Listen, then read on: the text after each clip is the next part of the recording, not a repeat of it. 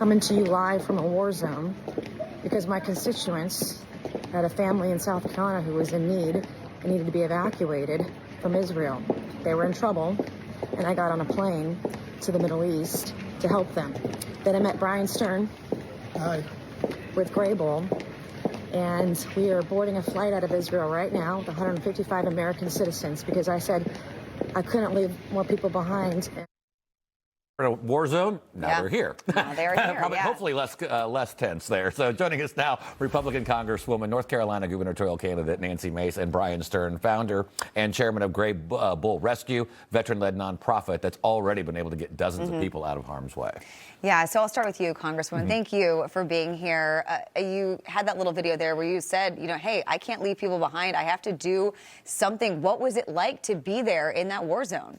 Very, very humbling. I mean, yesterday, 2 days ago, I guess, when we got this airplane out with 155 Americans, we were turning moms and babies away, grown men in tears streaming down their cheeks because people are desperate to get out of there. There are still thousands of Americans left behind. So it doesn't feel right to be here. But I originally was going because we had, I believe, the last family from South Carolina stranded in a very dangerous part of Israel. And I was going to, I said, I'm coming over, get some special ops guys.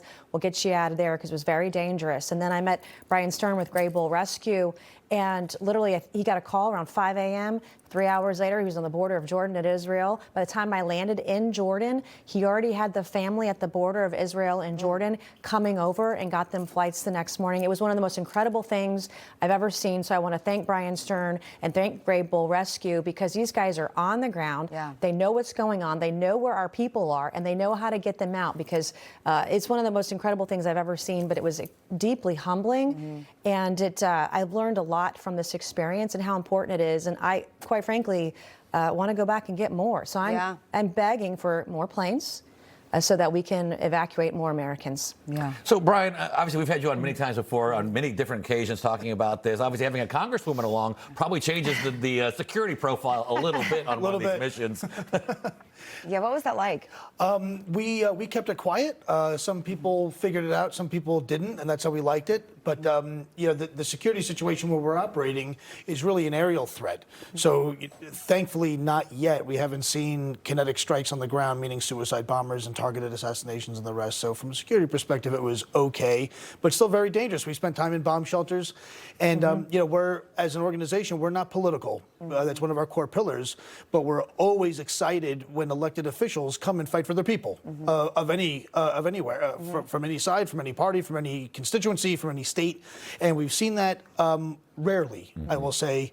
And I will say that this is really the only time where we've had somebody, where we had a representative, a member of Congress, with us watching all the stuff, all the good, all the bad, warts and all. There's good parts, there's bad parts, there's things that go well, there's things that don't go so well, and to have somebody with us was just really just it's such a great privilege for us, such a big honor, and I think it inspired a lot of our evacuees to see we are Americans and people do care, and I got to tell you, a lot of them are very frustrated at the process and a lot of these things.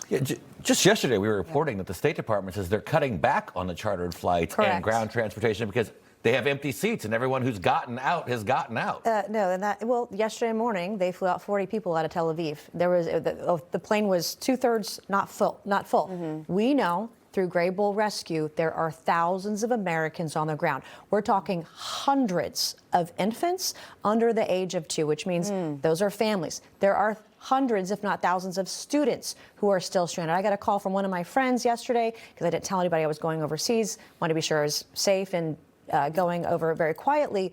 But I have friends now that are telling me, they're texting me when they know that I came back, hey, my child is still stuck over there. How can I get them home? And these are friends of mine. So if I have friends that have children over there that are still left behind, how many other people are there? Which is why I am still advocating for lobbying and asking for planes.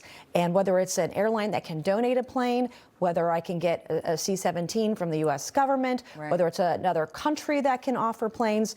There is a safe passage out of there. We can get thousands of Americans out within 24 to 48 hours. This operation can happen, but we can't do it without resources, primarily planes. And Brian Stern and his entire team, the way I saw that operation, they know exactly where everybody is. They know how to get them out. They have the entire operation. It is secure.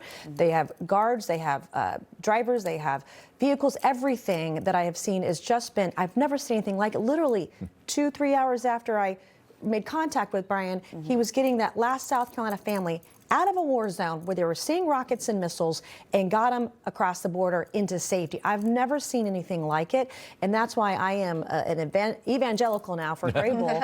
And they've not just dozens now, they've saved over 8,000 lives over the last 4 years, hundreds in the last week. The flight that we had 2 nights ago, they've done more than one flight. But when I saw that they had these people, this manifest, these students, these babies, they didn't have a plane, I said, I'm going to get you a plane.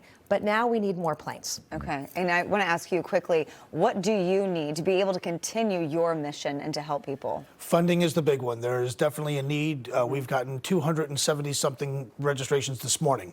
Wow. So those are brand new. So we need resources. We're a nonprofit. Our awesome friends at U.S. Embassy Amman, Jordan, and our awesome friends at U.S. Embassy Jerusalem and Israel, the embassy the U.S. Embassy in Athens, Greece. Amazing. Everyone's working together. Amazing. They're amazing. Yes. But the policies they're able to execute policy. They don't create it. So they can't miracle me an aircraft. It's not up to them. So we need financial resources. We need aviation support. I can't walk from Israel to JFK. True. No, not really. You need a plane. It costs money. And it costs money.